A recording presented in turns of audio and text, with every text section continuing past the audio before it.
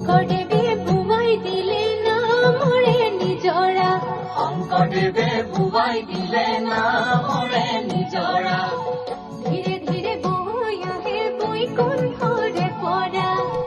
কোৰ ছোৱালী কলৈ ভগৱানে নি আছে মই একো ধৰিব পৰা নাই।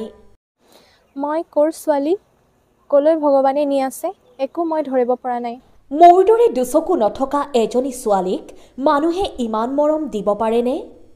মোৰ দৰে দৃষ্টিহীন ছোৱালী এজনীকো মানুহে ইমান মৰম দিব পাৰেনে?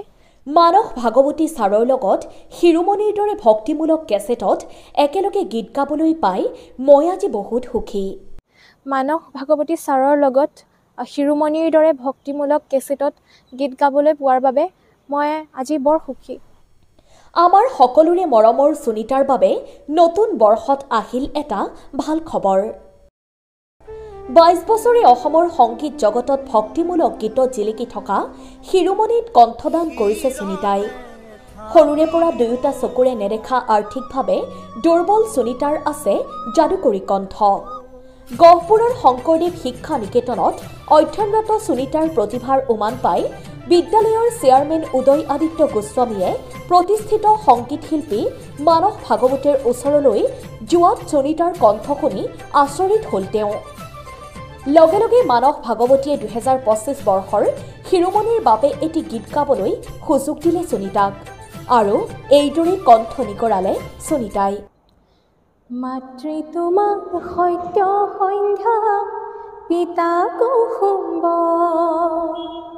বৰদুৱাতে জন্ম লৈলা শ্ৰীমন্ত শংকৰ গুণমণি শিৰোমণি জগত ঈশ্বৰ দেৱে বুৱাই দিলে না মৰে নিজৰা শংকৰদেৱে বুৱাই দিলে না মৰে নিজৰা ধীৰে ধীৰে বৈ আহে বৈকুণ্ঠৰে পৰা ধীৰে ধীৰে বৈ আহে বৈকুণ্ঠৰে পৰা। সঁচাকৈ দিব্যাংগ সুনিতাক ভগৱানে আৰু সহায় কৰক, তাৰ যাতে আৰু সফলতা লাভ কৰে এয়াই আমাৰ প্ৰাৰ্থনা। Bureau report, Gohpur headlines. হয়, অহা 5 জানুৱাৰীত শংকৰদেৱ শিক্ষা নিকেতন গহপুৰৰ কাঞ্চন প্ৰভা প্ৰেক্ষাগৃহত শিৰোমণিৰ এটি গীত যিটো আমাৰ সুনিতা দাসে কণ্ঠদান কৰিছে শুভমুক্তি হ'ব। আমি আয়োজন কৰিছোঁ এটি অনুষ্ঠানত।